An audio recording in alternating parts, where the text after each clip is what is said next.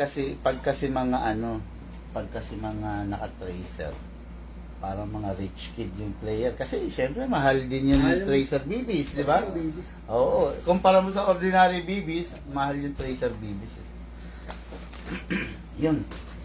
Okay, hindi ko na i-discuss dito yung experience Apo. mo sa rifle, ha? Baka mga follower din natin. Okay, this is A2011, mga Airsoft. Kahapon, tsaka ng mga nakaraan, puro 5.1. Ngayon, this is a 4.8 version of the 2011. Okay, mamaya, nasa ano ako? Nasa Malolos, Bulacan, Pulilan, Bulacan, Kalumpit, Bulacan, at tsaka Apalit, Pampanga. Okay? So, delivery day tayo ngayon sa Norte. Okay, the 2011 4.8, syempre, staccato. Sir, itong unit na to, halimbawa lang, gusto mo siyang lagyan ng mga scope, pwede. Aalisin lang tong plate na to, napapansin mo yan. Yan, pwede yan. Ganyan. Madali lang po mga kasi. Yes, madali lang naman. Kasi merong nilabas, kaya ako sinabi, kasi merong nilabas ng model ng staccato na naka-bomber sight lang. Ito, hindi mo siya malalagyan ng scope dito. Ito naman, another version of staccato na pwede mo lagyan ng scope. Kasi nakahanda na yung plate. Ito, aalisin ba? yes, ito, aalisin mo lang tong part na to.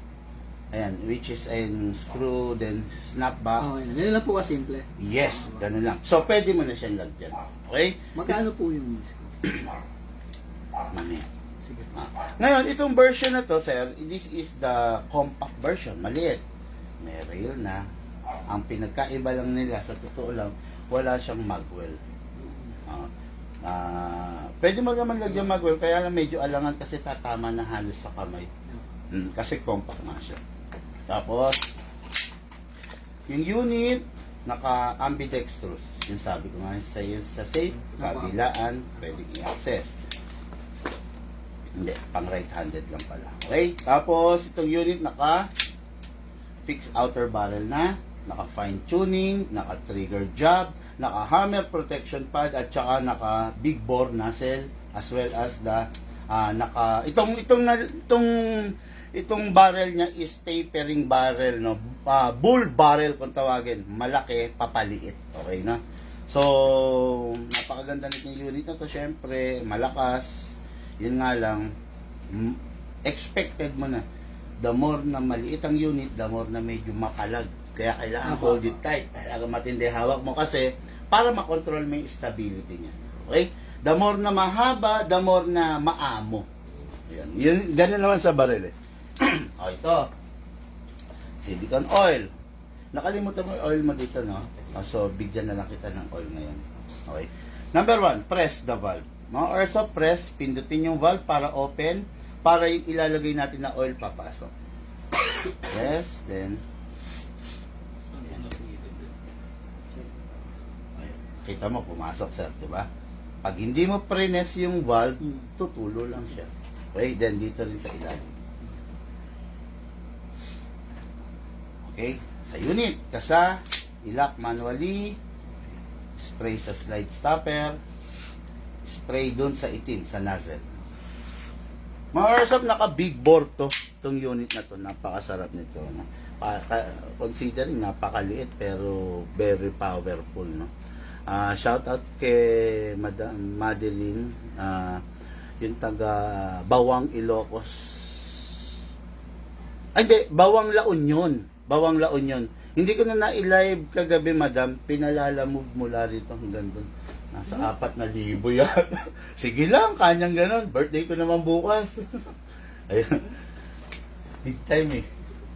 Okay, so, sir, yun nga lang, ha. Ito, naka-announce naman sa mga vlog ko to. Itong unit na to, for now, 12 kg lang muna.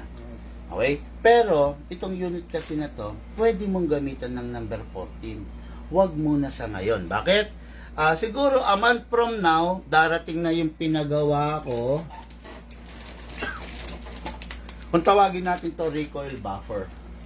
Ito yung sasalo ng excessive blowback para hindi masira yung unit.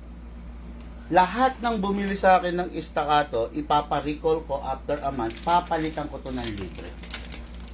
Sige po. This is the original recoil buffer and ito yung pina-upgrade ko. Pansinin mo yung difference. Mas makapal. Para sasaluhin niya yung recoil. Hindi ganun mayayanig yung unit. Kasi pag pinorting mo to, okay gagana. Pero may mga madadamage eh. Dahil sa sobrang lakas ng 14 kg. Yan. Ngayon ito on the making na, ito yung original. Ayan. Yan ang difference nila. Malaki. Ayan. Kayo lang po yung nagagawa ng ganito. Yan. Yan. Kaya nga may mga galit sa akin kasi unang-una, exclusive lang to sa client ko. Hindi ko naman ina-out na sa market. Yan.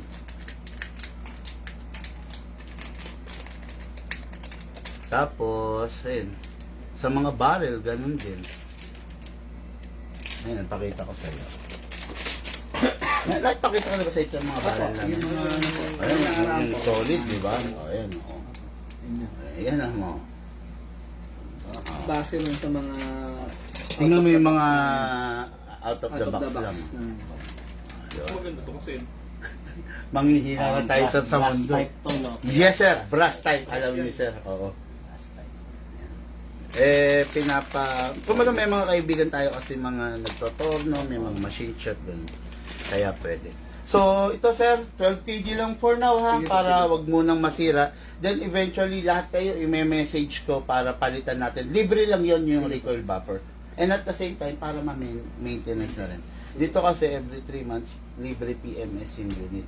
I-tuning natin ulit, cleaning, degreasing, ganun. Then, lalapat tayo ng panibagong grease. Okay, upside down, then, sakto lang, press down.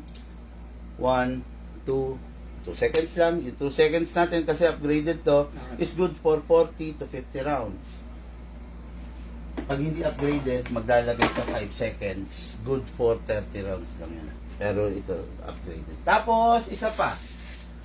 Dahil upgraded to, ang pinaka-best na bala sa kanya, 0.30 grams pataas. Although, ang freebies is 0.20, 0.25 para pang firing lang. Pero, pinaka-the best talaga niya, 0.30. Mabigat, malakas. Hatakin po ito pababa. Then, place your thumb here para kung mabitawan. Dito tatama. Hatak. So, lalagay yung bala. Pump lang po tayo. Okay, proper orientation, left, right, left, right, left, right. Hanggat maaari, mas maganda pag walang bungi. Pasok sa unit. Kasa. Ready to fire. Yes, sir. Oh, yan, galingan mo, ha? baka bandang huli. Kaya, marami tayong basher.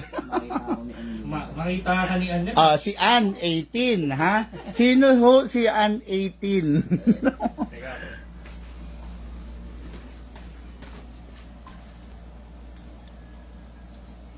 Okay, firing.